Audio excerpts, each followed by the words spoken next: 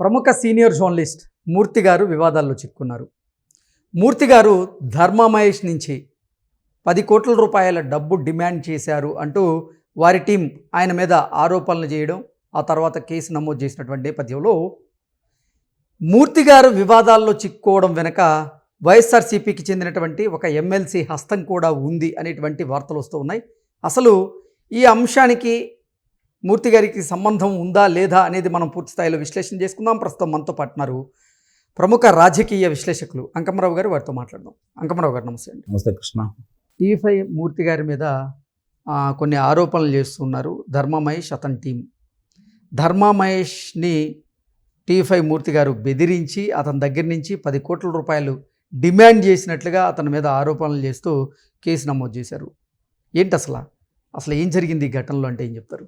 అంటే ఇక్కడ ముందుగా మూర్తి గారి గురించి మాట్లాడుకున్నాం, తర్వాత ఈ వివాదాల్లోకి వచ్చేద్దాం. నాకు తెలిసి ఆయన మొట్టమొదటి నుంచి పాత్రికేయుడిగా ఆయన ప్రస్థానం మొదలైన కాడి నుంచి నేను గమనిస్తూనే ఉన్నాను. ఆయన ఈనాడు రిపోర్టర్గా ఉన్నప్పటి నుంచి కావచ్చు, తర్వాత ఏబిఎన్లో చేసినప్పుడు కావచ్చు, మహాన్యూస్లో చేసినప్పుడు కావచ్చు, ఇప్పుడు టీవీ5లో చేస్తున్న విషయం కావచ్చు, మనం చూసుకుంటా ఉంటే ఎక్కువగా ప్రజల గొంతుక. అందుట్లో ఎలాంటి సందేహం కూడా లేదు. ప్రభుత్వాలు ఎవరున్నారు, ఆ ప్రభుత్వ అధినేత ఎలాంటి వాడు, మన ఛానల్ దానికి అనుకూలమైన, లేదంటే వాళ్ళకి అనుకూలంగా మాట్లాడాలా, వాళ్ళకు భజన చేయాలా, ఇలాంటి ఆలోచనలు ఏ రోజు పెట్టుకోడు ఆయన. మాకు జర్నలిజం క్లాసులు చెప్పి జర్నలిజం విలువల గురించి ఎక్స్ప్లెయిన్ చేసింది మూర్తి గారే. అదే మూర్తి గారితో కలిసి పనిచేసిన వ్యక్తిని. అందుకే నేను చెబుతుంది. ఆయన అంటే ఈ మధ్యకాలంలో వైఎస్ఆర్సీపీ పార్టీ మీద పోరాటం చేస్తున్నాడని నేను ఈరోజు మాట్లాడలా. గతంలో ఆయనతో అంతకుముందు నుంచి కూడా నాకు పరిచయం ఉంది. రెండోది, ఆయన ఈ 5 సంవత్సరాల పోరాటం మనం చూసాం. 5 సంవత్సరాల్లో ఆయన్ని ఏ విధంగా రాజద్రోహం కేసు పెట్టి ఇబ్బంది పెట్టి అయినా సరే ఎక్కడా కూడా వెరవకుండా, భయపడకుండా ఆయన ముందుకెళ్ళిన విధానం కూడా మనం అందరం చూసాం. పోనీ ఈ 17 నెలల ఈ రోజుకి వచ్చేసరికి 28 రోజులు ఈ కూటమి ప్రభుత్వం అధికారంలోకి వచ్చేసి, మరి ఇప్పటి వరకు కూడా ఆయన కనుక మనం చూసుకుంటా ఉంటే కూటమి ప్రభుత్వంలో జరిగే చిన్న చిన్న పొరపాట్లే కాకుండా పెద్ద పెద్ద పొరపాట్ల గురించి కూడా, కార్యకర్తల మనోభావాల గురించి, కార్యకర్తల్ని పట్టించుకోని విధానం గురించి, గతంలో ఎవరైతే అక్రమాలు అన్యాయాలు చేసే వాళ్ళ మీద దౌర్జన్యాలు చేశారో వాళ్ళని ఇంకా వీళ్ళు ఉదాసీనంగా వ్యవహరిస్తున్నారన్న విధానం గురించి ఎంతగా ఈరోజు కూడా వాళ్ళ చైర్మన్ గారిని తిరుమల తిరుపతి దేవస్థానం చైర్మన్గా నియమించినా కూడా ప్రభుత్వానికి ఆయన బాకా వదట్లేదు. ఇది గమనించుకోవాలి. అంటే అక్కడ జర్నలిస్ట్గా తన ముందుకు వస్తున్నటువంటి సమస్యల గురించి కావచ్చు, శాసనసభ్యులు చేస్తున్నటువంటి నిర్వాహకం గురించి కావచ్చు, పార్టీ పెద్దల యొక్క ఉదాసీనత వైఖరి గురించి కావచ్చు ఎండగడుతూనే ఉన్నాడు. అలాంటిది గతంలో కూడా ఆయన మీద వేణుస్వామి 5 కోట్ల రూపాయలు అడిగాడని చెప్పని వివాదం తీసుకొచ్చిన సందర్భంలో కూడా ఎంత ఆయన ఎదుర్కొన్న విధానం, చివరికి ఆయన చేత తప్పని నిరూపించిన విధానం ప్రజలందరూ చూస్తూనే ఉన్నారు. ఇప్పటికి కూడా ఆ కుటుంబానికి సంబంధించినటువంటి భార్యాభర్తల సమస్య, అది కూడా ఆ యొక్క గౌతమి చౌదరిని ఒక పాత్రికేయ మిత్రుడు, అతనితోటి పనిచేసిన మిత్రుడితోటి కలిసి పరిచయం ఏర్పడింది. ఆ పరిచయంతో ఒక పుట్టినరోజు సందర్భంగా వెళ్ళారు. అలాగే వాళ్ళ ఇంటికి వెళ్ళటం కూడా జరిగింది. వెళ్ళిన సందర్భంలో ఒక్కడే వెళ్ళలేదు, గమనించుకోవాలి మీరు. ఇక్కడ ఒక్కడే ఎప్పుడు వెళ్ళలేదు. మామూలుగా ఆయన చికెను మటన్ తినడం, అలాగే రైస్ ఐటమ్ జోలికి కూడా వెళ్ళడు. ఆ సందర్భంగా స్విగ్గీలో ఆర్డర్ ఇచ్చి తెప్పించుకుంటే ఆ ప్లేట్ కూడా అది ఇంట్లో ప్లేట్ కాదుగా, బంగారు పళ్ళెం కాదు, వెండి పళ్ళెం కాదు, మామూలుగా మనం రోజు తినే పళ్ళెం కూడా కాదు. మరి దాన్ని ఎంగిలి పళ్ళెం అని చెప్పని అతను మాట్లాడాడు అంటే ఆ అమ్మాయిని కూడా కించపరిచినట్టే కదా.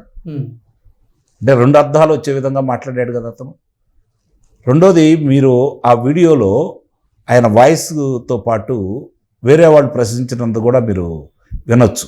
కానీ మరి అది వాళ్ళు కట్ చేసేసి అది మాత్రం ఎందుకు పెట్టి ప్రచారం చేశారు అంటే ఇక్కడ బలమైన గొంతుగ్గా ఉన్నాడు ఆయన వైఎస్ఆర్సీపీ పార్టీకి వ్యతిరేకంగా. మరి అలాంటి వ్యక్తిని అవకాశం దొరికినప్పుడు ఎదురు చూస్తూనే ఉంటారు వాళ్ళు. అంటే ఇప్పుడు మూర్తి గారు వివాదాల్లో చిక్కుకోవడం వెనక వైఎస్ఆర్సీపీకి చెందినటువంటి ఒక ఎమ్మెల్సీ హస్తం ఉందనేటువంటి వార్తలు వస్తాయి. వాస్తవం అది, అందుట్లో అనుమానమే లేదు. దాన్ని పెంచి పోషించి ఈ విధంగా తీసుకొచ్చింది ఆ ఎమ్మెల్సీ ప్రోత్సాహంతో. ఎమ్మెల్సీ జగన్మోహన్ రెడ్డి గారిని కలిశాడని చెప్పని స్వయంగా మూర్తి గారే చెప్పడం కూడా జరిగింది. త్వరలో అవి కూడా బయట పెడతాడు. ఇది ఇవన్నీ వదిలిపెడతాడని నేనైతే భావించను. ఎందుకంటే మూర్తి గారిలోని ఒక కోణం మాత్రమే చూస్తున్నారు వీళ్ళు. ఆయన ఏదన్నా పట్టుకుంటే దాన్ని పరిశోధన చేసి పరిపూర్ణంగా ఆయనకు తెలిసిన తర్వాతే మాట్లాడతాడు.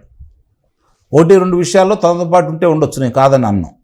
ఇక్కడ కూడా ఆయన నా వల్ల తప్పులేదు కాబట్టి ఒక ఆడపిల్లకి అన్యాయం జరుగుతుందన్న భావంతో ఆయన ఛానల్లో అమ్మాయిని కూర్చోబెట్టుకుని మాట్లాడిచ్చాడు. తన మీద అభియోగం వస్తున్నా కూడా అది మామూలుగా ఎవరు చేయరు, ధైర్యం చేయరు. అట్లా మీరు గమనించుకోవాలి. తన మీద అభియోగం వచ్చినప్పుడు వాళ్ళని తన ఛానల్లో కూర్చోబెట్టుకుని ఎవరు కూడా చేయరు. వాళ్ళకి సంబంధించిన మిత్రుల చేతో లేకపోతే వేరే వాళ్ళ చేతో చేపిస్తారు తప్ప వాళ్ళు చేయరు. ఎందుకంటే ఈయనకు భయం అంటే ఏంటో తెలియదు, తప్పు చేయడు. వారితోటి ఛానల్ నుంచి ప్రయాణం చేస్తున్నాము. ఏ రోజు కూడా మా దగ్గర నుంచి కనీసం వాటర్ బాటిల్ కూడా తీసుకున్నారు కదా ఆయన ఆ షో అయిపోయిన తర్వాత ఆయనతో మేము పాల్గొన్న సందర్భంగా షో అయిపోయిన తర్వాత నేను పలు సందర్భాల్లో డిన్నర్కి ఆహ్వానించిన సందర్భాలు ఉన్నాయి. కానీ ఏ రోజు కూడా నేను 6 గంటల తర్వాత భోజనం చెయ్యను, ఏ ఐటమ్స్ నేను తీసుకోను అని చెప్పని ఆయన అడిగి దూరంగా ఉంటాడు. రెండోది ఏదన్నా ముఖ్యమైన వేడుకలకు సంబంధించి ముఖ్యమైన వ్యక్తులకు సంబంధించి అంటే ఆత్మీయంగా ఉండేవాళ్ళు. ఇక్కడ ముఖ్యమంత్రి అంటే ముఖ్యమంత్రి వాళ్ళకు సంబంధించిన దానికి వెళ్ళడు ఆయన. ఆత్మీయంగా ఉండే కొంతమందితో రమ్మన్నా కూడా వచ్చి మంచినీళ్ళు తాగి వెళ్తాడు తప్ప, లేదంటే సలాడ్ తీసుకుంటాడు తప్ప, అది 1-2 మొక్కలు. ఆయన ఏ రోజు కూడా 6-7 గంటల తర్వాత ఈ ఆహారానికి ప్రాధాన్యత ఇవ్వడు. మరి అలాంటి వ్యక్తి ఏ వంక లేదు కాబట్టి వాళ్ళ సమస్యని పరిష్కరించే దిశగా ఒక అడుగు ముందుకేశాడు కాబట్టి వాళ్ళ తల్లిగారు, ముఖ్యంగా గౌతమి చౌదరి గారి తల్లిగారు స్వయంగా ఈయనకి రాఖీ కట్టారని, సహజంగానే సెంటిమెంట్ ఆయనకి ఎక్కువ, రాఖీ కట్టారన్న ఉద్దేశంతో కొంచెం ముందుకెళ్ళాడు. అంటే ఒక సోదరి పిలిస్తే ఇంటికి వెళ్ళి అక్కడ వారి ఆహ్వానం మేరకు సలాడ్ తింటే తప్పేంటి? దాన్ని ఎందుకు అంత రాద్ధాంతం చేశారు? అంటే ఇక్కడ వివాదాల్లోకి లాగాల దాన్ని. ఎందుకంటే మీరు నేను గురించి మాట్లాడితే ప్రచారం ఎట్లా వస్తుంది? ప్రచారం అయితే రాదు కదా. అదే మూర్తి గారు లాంటి వ్యక్తి గురించి మాట్లాడితే దాని గురించి చూడండి, ఇప్పుడు 4 రోజులైనా కూడా చర్చించుకుంటున్నారు. కారణం ఏంటి? మూర్తి గారి గురించి అందరికీ తెలుసు. ఇక్కడ వ్యతిరేక భావజాలం ఉన్నవాళ్ళు దీన్ని ప్రచారం చేస్తారు. మామూలుగా ఆయన గురించి తెలిసిన అరే మూర్తి గారు ఇలా చేయడు కదా, ఇది కావాలని చేస్తున్నారు కదా, ఈ కుట్రకోణంలో ఎవరుండారన్న ఆసక్తితోటి వినేవాళ్ళు ఎక్కువ మంది ఉంటారు. గమనించుకోండి. ఒకవేళ ఆయన్ని సిద్ధాంతపరంగా విభేదించవచ్చు, వాళ్ళ పార్టీనో జగన్మోహన్ రెడ్డినో విమర్శించాడని ఆయన మీద ఏదైనా కోపం ఉంటే ఉండొచ్చు, కానీ ఆయన జర్నలిజం మీద ఎవరికి రెండో అభిప్రాయం అంటూ ఉండదు. శత్రువులు సైతం మెచ్చుకోగలిగినటువంటి సామర్థ్యం ఆయనకుంది. మరి అలాంటి వ్యక్తి మీద ఇలాంటి అభియోగాలు మోపారు అంటే దాన్ని ఈరోజు బలమైన గొంతుగా వినిపించకుండా చేయాలని, దీని మీద ఆ యాజమాన్యం చర్యలు తీసుకుంటారేమో అన్న అభిప్రాయం వాళ్ళ ఊహాగానంలో ఉన్నారు వాళ్ళు. ఓకే. కానీ బిఆర్ నాయుడు గారు పూర్తిగా మూర్తి గారికి మద్దతుగా నిలబడ్డాడు. ఎందుకంటే మూర్తి గారి గురించి చూశాడు కాబట్టి, ఆయన దగ్గర పనిచేసే వాళ్ళందరి గురించి కూడా ఆయనకు తెలుసు కాబట్టి, అందులో మూర్తి గారి ప్రత్యేకత గురించి కూడా ఆయనకు తెలుసు కాబట్టి, ఇన్ని విషయాలు ఉన్న మూర్తి గారు ఇలాంటి పొరపాటు చేయరనే అభిప్రాయం నిస్సందేహంగా వాళ్ళ అధిష్టానానికి ఉంది కాబట్టి ఆయనకు పూర్తి స్వేచ్ఛ ఇవ్వగలిగారు. మరి ఈ రోజుకి కూడా ఆయన ఓ ఛాలెంజ్ విసిరాడు, త్వరలో అవన్నీ బయటపెడతాడు. శాసనమండలి సభ్యుడు అండ ఉంది, ఇందుట్లో పార్టీ వ్యక్తులు, వైఎస్ఆర్సీపీ పార్టీకి సంబంధించిన వ్యక్తులు ఎవరెవరి యొక్క ప్రోత్సాహం ఉంది, ఎవరెవరి ప్రోద్బలం ఉంది, ఎవరు పథక రచన చేశారు, ఎవరు దీంట్లో పాత్రదారులుగా వ్యవహరించారు, ఎవరు సూత్రధారులు అనేవి వీలైన తొందరగా ఆయన బయట పెడతాడని అయితే నేను నిస్సందేహంగా చెప్పగలను. ఓకే. ఒకటి మాత్రం నేను ఘంటాపథంగా చెప్పగలిగింది ఏంటంటే మూర్తి గారు లాంటి జర్నలిస్టుకి ఇలాంటి అనేది సర్వసాధారణం. ఎందుకంటే ఆయనకి ఆయన కుటుంబ నేపథ్యం నాకు తెలుసు, ఆయన పెరిగిన వాతావరణం నాకు తెలుసు.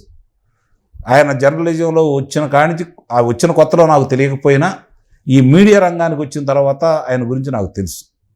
పలు సందర్భాల్లో కలుసుకున్నాం, అలాగే మాట్లాడుతూ ఉంటాం. కాబట్టి వాళ్ళ ఛానల్లో కూడా చాలా సందర్భాల్లో చాలా రోజులు ఆయనతో నేను పాల్గొన్న సందర్భాలు ఉన్నాయి.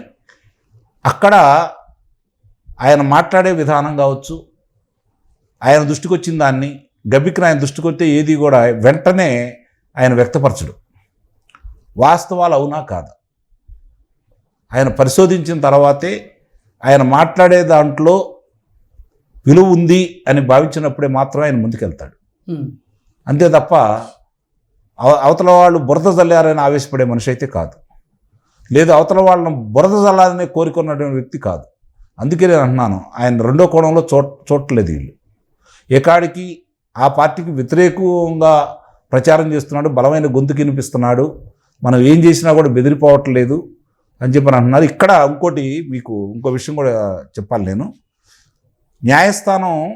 న్యాయస్థానం దగ్గరికి ఎందుకు వెళ్ళాడు అతను అంటే, ఈయన మీద అభియోగం మోపాలని చెప్పని పోలీసుల దగ్గరికి వెళ్తే ఆధారాలు లేవు కాబట్టి పోలీసులు కేసు తీసుకోలేదు కాబట్టి న్యాయస్థానానికి వెళ్ళాడు. న్యాయస్థానానికి వెళ్ళిన తర్వాత న్యాయస్థానం ఏమని చెప్పింది, ఇదిగో ఇతను ఇలా అంటున్నాడు కాబట్టి దీన్ని మీరు పరిశోధించండి, తగు చర్యలు తీసుకోండి అని చెప్పనుంది. మూర్తి గారిని అరెస్ట్ చేయమనలేదుగా. న్యాయస్థానాల ముందు ఆధారాలు ఉంటే ఏముంటుంది, న్యాయస్థానం అరెస్ట్ చేయమంటుంది కదా. మరి ఆ మాట అనలేదు కదా న్యాయస్థానం. అంటే గతంలో కూడా రాజద్రోహం కేసు పెట్టారు. ఎవరిని, రఘురామకృష్ణరాజు గారిని వాళ్ళు టార్చర్ చేస్తే ఆయన ఇంటర్వ్యూ చేసినందుకు ఆయన మీద రాజద్రోహం కేసు పెట్టారు. అంటే ఇలాంటి తప్పుడు కేసులు పెట్టడం అనేది వాళ్ళకి సర్వసాధారణమే కాబట్టి దాని గురించి కూడా ఎవరు ఆలోచించట్లేదు. కాకపోతే మూర్తి గారు కూడా ఆయన వివరణలో ఇచ్చారు. ఎందుకంటే ఆయన మీద అభియోగం వచ్చింది కాబట్టి ఆయన అభిమానించే వాళ్ళకి వివరణ ఇద్దామని ఇచ్చాడు. ఓకే, అంతే తప్ప దీని గురించి భయపడు లేదా ఇంకో రకంగానో అనుకునే మనిషి కాదు. నాకు తెలిసి ఆయన వల్ల పొరపాటు జరిగింది అని కనుక ఆయన భావిస్తే వెంటనే ఇదిగో పలానా దాని వల్ల నా వల్ల పొరపాటు జరిగింది, దీన్ని నేను సర్దిద్దుకుంటున్నాను, ఇలా నేను తొందరపడ్డానేనో ఇంకో రకంగానో ఆయనే వివరణ ఇస్తాడు. ఆయన తప్పు చేస్తాడని నేనైతే భావించట్లేదు. ఎట్టి పరిస్థితుల్లో కూడా ఇది పార్టీ పరంగా వైఎస్ఆర్సీపీ వాళ్ళ ఇన్వాల్వ్మెంట్ దీంట్లో బలంగా ఉందని అయితే నేను నమ్ముతున్నాను. చూడాలి, ఇప్పుడే ఇది వచ్చింది కాబట్టి ఆయన వీలైన తొందరలో అన్ని వివరాలతోటి మరి ఆయన పిలవాలి కదా, వాళ్ళ దగ్గరికి వెళ్ళి ఆయన వివరణ ఇవ్వాలి. ఆ తర్వాత జరిగే దాంట్లో మనం మరోసారి ఏదన్నా, నాకు తెలిసి దీంతో ఇది సద్దుమణిగిద్దనే భావిస్తున్నాను. కానీ మూర్తి గారు దీన్ని ఎంతటితో వదిలేరని అయితే మాత్రం నేను నిస్సందేహంగా చెప్పగలను. Okay sir, thank you so much. Thank you.